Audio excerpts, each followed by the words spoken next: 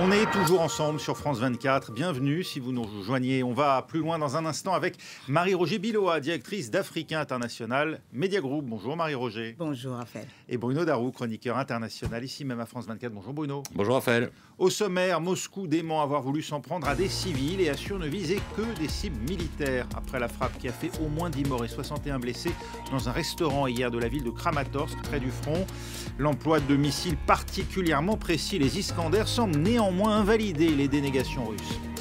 Quid désormais de la présence du groupe Wagner? Sergueï Lavrov s'est voulu rassurant vers les pays d'Afrique où interviennent les mercenaires. Moscou n'entend pas réduire sa présence sur le continent. On en parle dans un instant, on va plus loin.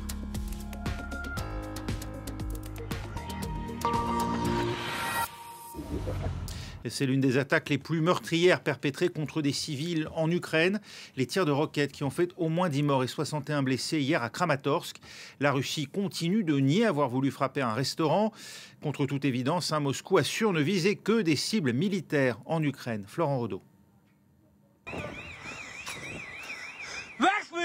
La vidéo amateur a été filmée quelques secondes seulement après la frappe. Et voici ce qu'il reste de ce populaire restaurant de pizza.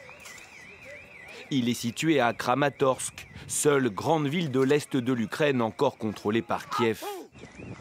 Mardi, ici, la foule était compacte lorsque 2 missiles russes ont semé la terreur. Je ne me souviens de rien, j'ai juste vu un éclair. Il y avait beaucoup de monde. Oui. Vous devriez partir, il y aura un autre missile. Filmé par un drone à la nuit tombée, ces images permettent aussi de bien se rendre compte de la violence de la déflagration. Toute la nuit, les équipes de secours se sont affairées pour tenter de retrouver des survivants sous les gravats. Tous les services de l'État sont mobilisés. Les urgences, la police, l'équipe paramédicale, l'administration militaire. Nous avons aussi mis sur pied un centre de crise. Accusé par Kiev d'être responsable de cette frappe, Moscou nie en bloc. La Fédération de Russie ne frappe pas les infrastructures civiles. Les frappes sont effectuées sur des cibles qui sont, d'une manière ou d'une autre, liées à l'infrastructure militaire. À Kramatorsk, les recherches poursuivaient encore ce mercredi, au milieu des tôles froissées par l'explosion.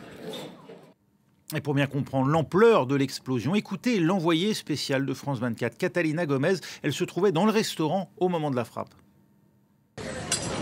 Este es el resultado de un ataque que acaba de suceder en la ciudad de Kramatorsk. Este es uno de los restaurantes más importantes de la ciudad, uno de los tantos, y eran un poco después de las 7 de la tarde cuando un misil cayó exactamente. Como pueden ver, en el restaurante estaba absolutamente lleno y lo que estamos viendo en este momento son escenas de terror. Hemos visto heridos salir, algunos muy graves. Aquí los que nos encontrábamos realmente, es decirlo, estamos de cierta manera vivos de milagro. Están corriendo las ambulancias y el lugar está absolutamente destruido. Así que este ha sido uno de los tantos ataques que han habido hoy alrededor de la ciudad, pero alejados, y este misil cae en un lugar donde había civiles y en una ciudad que obviamente también hay muchísimos militares, está muy cerca del frente de batalla. Marie-Roger, vous voyez un lien entre cette attaque qui a visé des civils, reste à savoir si c'est délibérément ou pas, et les événements de ces derniers jours à Moscou? C'est évident. Pour moi, c'est totalement évident. C'est l'occasion de détourner le regard de ce qui se passe actuellement en Russie, parce que ça fait... On a parlé de l'affaire Prigojine et de sa trahison, guillemets, depuis 3-4 jours, sans interruption. Donc, et l'image qui en sortait, c'était que, et on l'a dit partout aux États-Unis, à travers le monde, les analystes disaient que Poutine est affaibli. Poutine est affaibli, c'est ce qu'on nous a dit.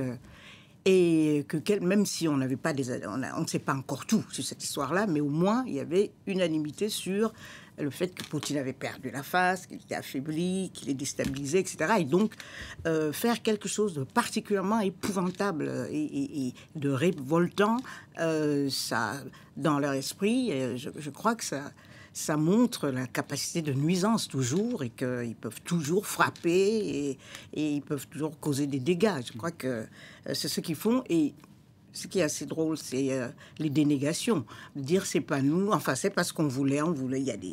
C'était des cibles militaires qu'on visait. C'est systématique à chaque attaque. Il y a à la fois, soit c'est pas nous, c'est les Ukrainiens eux-mêmes, soit c'était des cibles militaires, alors qu'on voit bien que c'est des cibles civiles. Et là, c'est le démenti de Peskov est assez drôle. Il est tellement pas sûr de ce qu'il raconte lui-même. Il dit ça d'une voix lasse, comme pour dire oui, je fais mon travail de désinformer, je suis là pour ça. Mais l'histoire continue en fait. Il y a un risque, Bruno, qu'après les événements des derniers jours en Russie, le Kremlin ne cherche même plus finalement à préserver les formes et s'en prenne donc ouvertement désormais aux civils en Ukraine. Alors, ça c'est quand même compliqué d'affirmer que le Kremlin s'en prend délibérément aux civils, parce que moi je suis d'accord avec ce que vient de dire Marie-Roger, mais quand même il y a aussi un objectif un peu stratégique, parce que c'est vrai que Kramatorsk est quand même aussi un endroit assez stratégique pour les Ukrainiens qui abrite des sites militaires. Alors, Dmitri Peskov, d'ailleurs, a dit qu'ils avaient la certitude qu'il y avait des éléments de la 56e brigade ukrainienne qui étaient là. Donc, est-ce qu'ils ont eu des informations, notamment parce qu'ils ont des informateurs, surtout dans cette partie de l'Est du pays? Est-ce qu'ils ont eu des informations comme quoi il y avait des militaires dans ce restaurant? Et à ce moment-là, bon, ils disent, bon, ok, il y a peut-être un officier important, ou peut-être le commandant de cette brigade. Donc on tue tout le monde, voilà. indistinctement, des enfants. Un assassinat ciblé qui se serait transformé en une boucherie. Ou alors, une boucherie. oui, ça voudrait dire aussi que les renseignements militaires russes ne sont pas très, très efficaces, puisqu'ils sont obligés de tirer dans un endroit où peut-être il y a des militaires, mais il y a aussi des civils, c'est-à-dire ils ne savent pas exactement où sont les responsables purement militaires de cette brigade. Au mépris des victimes collatérales. Voilà. Il faut se rappeler qu'en avril 2022, la gare de Kramatorsk avait été ciblée. Ça avait fait 61 morts, plus de 160 blessés. Et l'argument était aussi un peu le même sur le thème. C'est aussi un hub ferroviaire et donc stratégique. Voilà. Et donc, si vous voulez, l'argument stratégique militaire n'est pas complètement à écarter, surtout en cette période où les Ukrainiens ont lancé un début de contre-offensive, en tout cas, notamment autour de Barmout. Et donc, comme concernant cette partie est du pays, effectivement, beaucoup de choses partent de Kramatorsk, les Russes ont voulu viser ça. Mais disons qu'ils n'ont pas fait dans le détail. Voilà, le ministère russe de la Défense, vous venez de le dire Bruno, qui assure avoir frappé un point de déploiement militaire des soldats ukrainiens. Or, et c'est loin d'être anodin, les missiles utilisés sont connus pour leur précision, comme nous l'explique l'envoyé spécial de France 24 sur la ligne de front à Zaporijia, Gwendoline de Bono. Écoutez.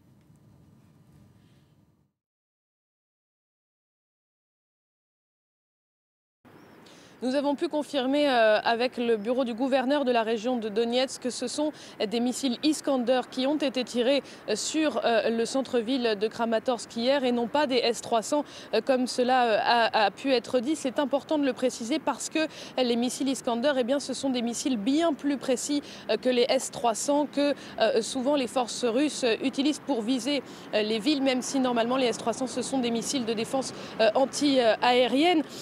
Moscou dit que ce qui était visé, c'est un point de déploiement temporaire d'une brigade ukrainienne. En réalité, un missile à 3 millions d'euros, le Iskander, a été utilisé pour détruire une pizzeria. Et c'est vrai que des soldats fréquentent cette pizzeria quand ils sont en pause loin du champ de bataille, mais tout comme fréquentent cette pizzeria, eh bien, des familles, des ONG, mais également des journalistes. Hier, un nouveau-né a été tué, ainsi que plusieurs adolescents, car c'est un endroit eh bien, où il y a foule le soir pour venir dîner. Il faut comprendre que Kramatorsk, c'est vraiment le hub logistique pour les opérations sur le front de l'Est, et c'est sur ce front que les Ukrainiens eh bien, revendiquent des avancées ces derniers jours, particulièrement autour de la ville de Barmout, sur les flancs de la ville de Barmout, même si selon le ministère de la Défense ukrainien, les soldats ukrainiens ne sont pas encore entrés dans la ville. Réaction Marie-Roger, dans ces conditions, est-ce qu'on peut nier même l'intention de frapper des civils, puisque là on utilise quand même un missile particulièrement précis. Alors ça peut être effectivement des dégâts collatéraux, comme l'évoquait Bruno à l'instant. Les collatéraux veut dire que ce qu'on a touché est beaucoup plus important que les victimes collatérales. Mais si la majorité des victimes, c'est des civils, et qu'on nous dit, oui, de temps en temps, il y a des soldats à cet endroit, de temps en temps, franchement, tuer quelques soldats, ça mérite peut-être pas un tel déploiement. Et bon, de toute façon, l'autre on dit Kramatorsk, c'est vrai, c'est un point important, voilà, une espèce de hub pour différentes choses. Mais c'est le cas de plusieurs autres villes en Ukraine, c'est un pays en guerre.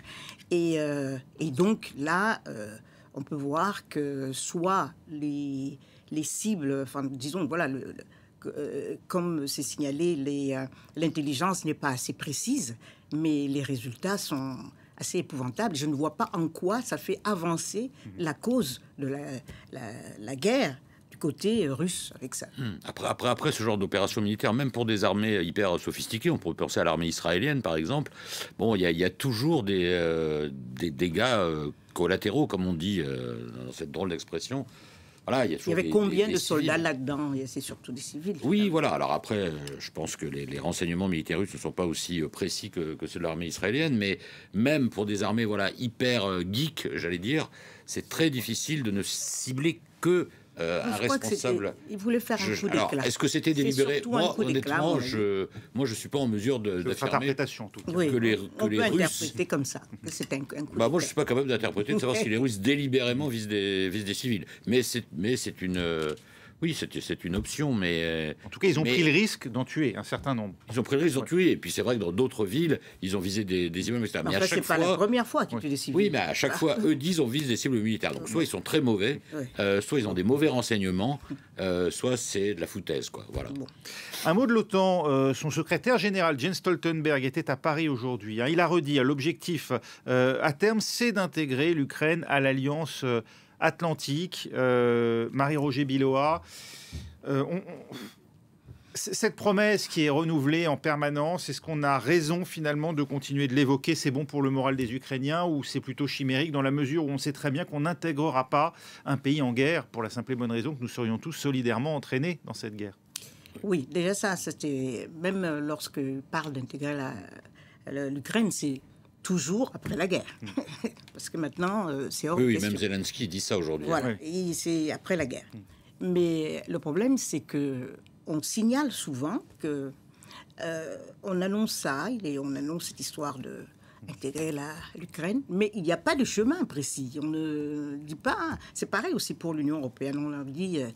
on annonce des choses pour leur faire plaisir, mais il y a d'abord beaucoup de réticence du côté des Occidentaux, des alliés, même si sur le plan du soutien et de la solidarité avec l'Ukraine, bon, on dit jusqu'à présent, ils font une très bonne image, mais on a des différences dans l'appréciation de ce que doit devenir l'Ukraine, et l'histoire de l'OTAN n'est pas encore totalement clarifiée auprès de tous les membres de l'OTAN. Et justement, en fait, alors c'est pour ça que Jens Stoltenberg là, commence visiblement sa tournée des capitales. Là, il était reçu à Paris par le président Macron. En fait, ça va être l'enjeu du sommet de l'OTAN qui a lieu dans 2 semaines. C'est-à-dire que ce que veut obtenir le président Zelensky, c'est un engagement ferme du sommet à ce que, dès que la guerre est finie, ce soit quasi automatique. Donc, il veut un engagement, un calendrier à partir... Alors, la date de la fin de la guerre, par définition, on ne peut pas la connaître, mais il voudrait le principe, dès que la guerre est finie...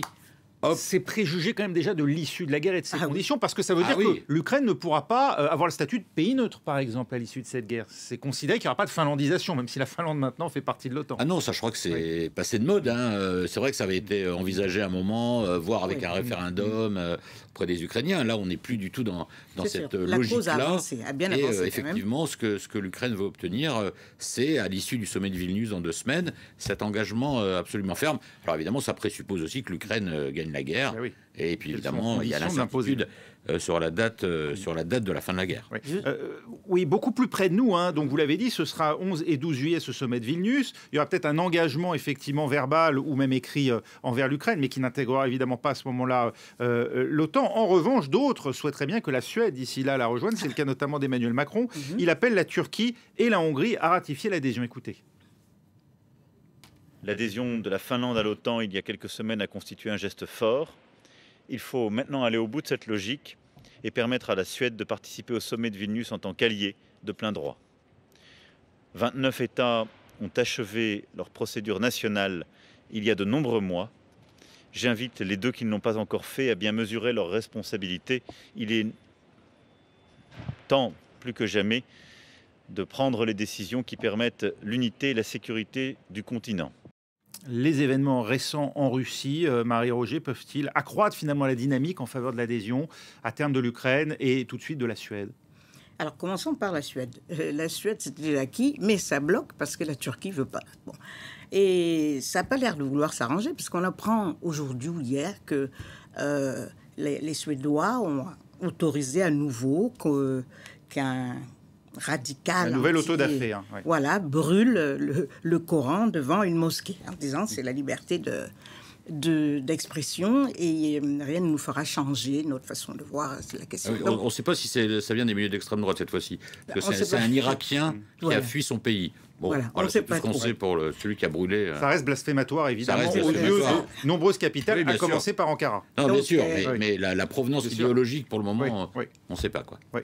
Donc, c'est pas bon pour les affaires de la Suède et rien ne montre que ça va avancer. Mais alors, pour le reste, pour les autres pays, bon, je crois que la cause de l'adhésion à l'OTAN a beaucoup évolué maintenant, positivement pour tous ceux qui veulent y entrer, à cause de cette guerre.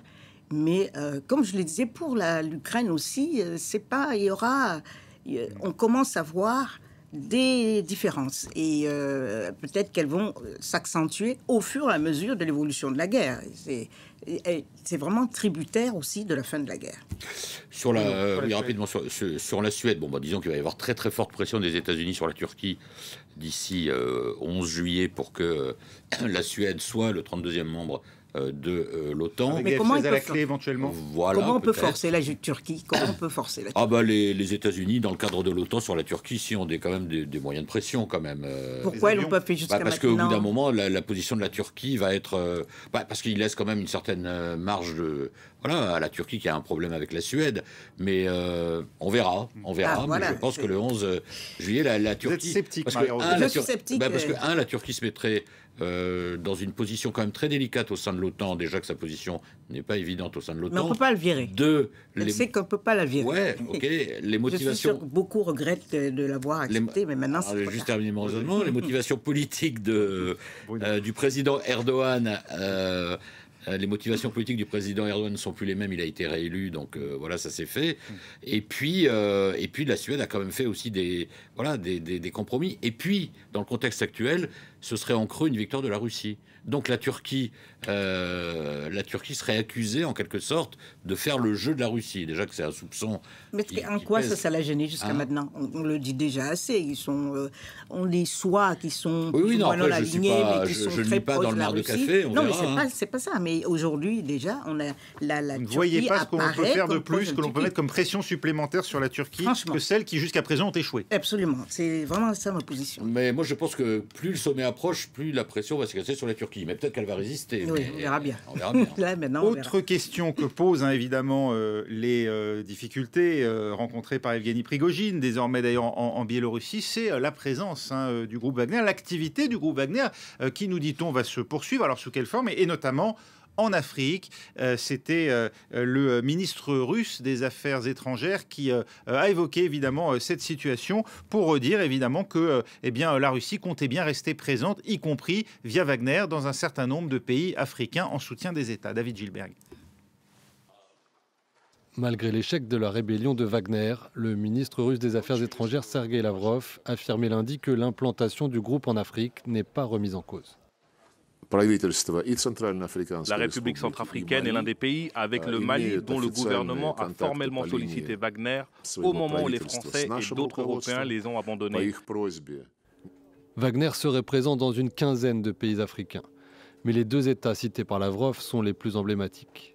En République centrafricaine, environ 1500 mercenaires de Wagner sont stationnés depuis 2018, officiellement pour défendre le gouvernement contre les attaques des rebelles sur la capitale. À Bangui, c'est Vitali Perfilev qui est en charge des affaires militaires de Wagner. Celui-ci aurait combattu auparavant en Syrie. Dimitri Sitii, lui, s'occupe des affaires civiles. En échange de ses services, la milice a négocié un accès privilégié aux ressources naturelles, notamment les mines d'or. À ce stade, impossible de savoir si les sympathies des 2 hommes vont au Kremlin ou à Yevgeny Prigojine. Au Mali, c'est Ivan Maslov qui dirige Wagner. Ancien soldat des forces spéciales russes, il était en contact direct avec Prigojine, pour lequel il a organisé des réunions avec les chefs de plusieurs États africains. Le pouvoir malien a tissé avec Wagner des liens moins étroits qu'en République centrafricaine. Les mercenaires, qui s'appuient largement sur le soutien logistique de l'armée russe, ne sont officiellement là que comme instructeurs. Là encore, on ne sait pas pour l'instant si Maslov a soutenu ou non la rébellion ratée de Prigojine. Marie-Roger, avec le lien désormais assumé du Kremlin avec Wagner, Vladimir Poutine l'a dit hier, hein, l'État russe a financé Wagner à hauteur de l'équivalent d'1 milliard d'euros.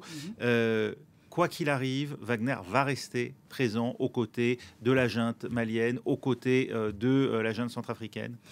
Quoi qu'il arrive, on ne sait pas, mais en tout cas, on voit que c'est le désir de la Russie, puisque Lavrov leur dit tout de suite bien sûr, on va rester.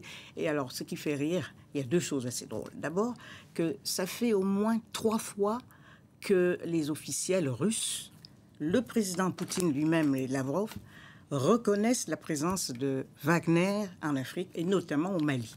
Et au Mali, la junte militaire continue de dire de manière imperturbable non, il n'y a pas Wagner chez nous, c'est des instructeurs russes. Et là, le démenti une fois de Poutine était extraordinaire, puisqu'il disait non, il y a des intérêts privés là-bas qui n'ont rien à voir avec nous, et donc ils font des contrats s'ils veulent, etc. Alors ces intérêts privés ont volé en éclats depuis hier. Et voilà, donc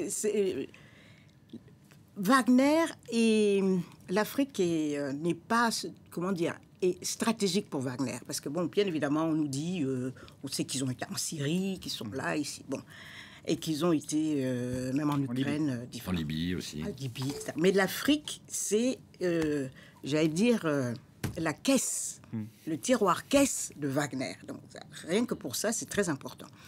Il y a des groupes maintenant qui font des études sur ce que ça rapporte à Wagner, par exemple son engagement en Centrafrique, les mines d'or, les bois précieux, les diamants, tout ce qu'on veut.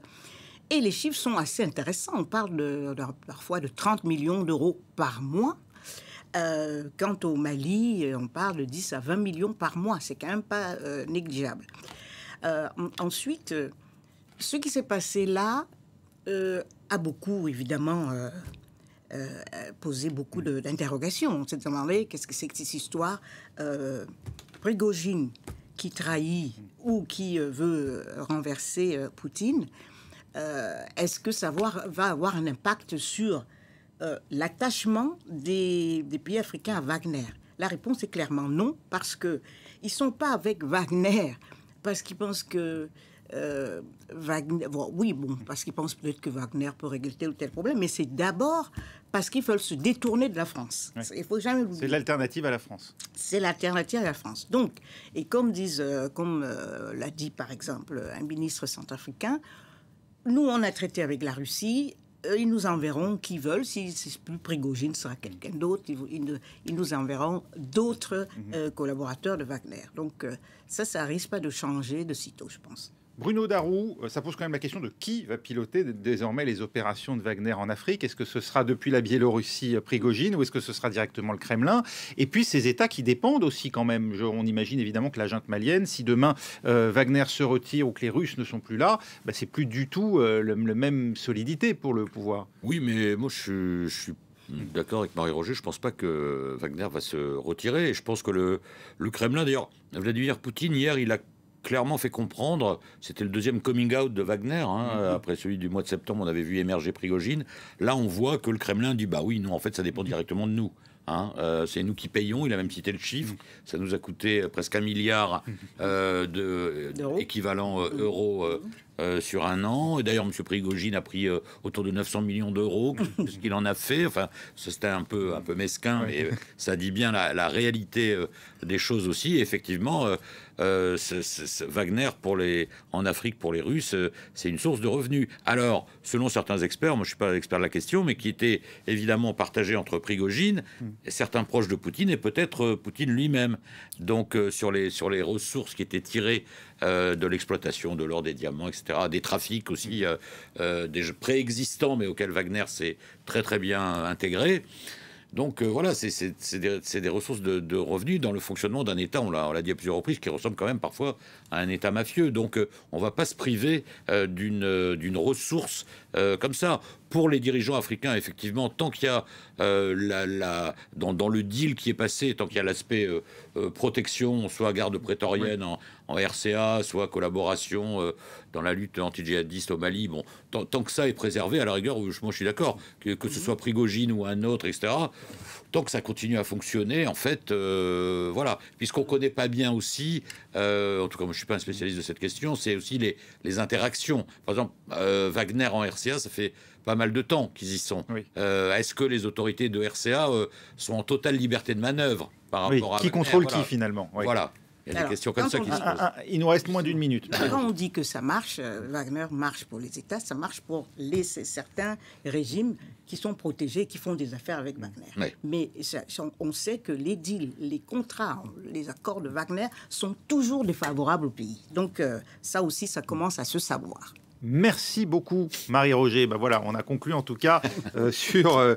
voilà, ce sera presque insonore qu'on peut extraire de cette émission. Merci d'avoir été avec nous. Merci également Bruno Darroux. C'était On va plus loin. On se retrouve dans 3 minutes pour un nouveau journal. Restez avec nous.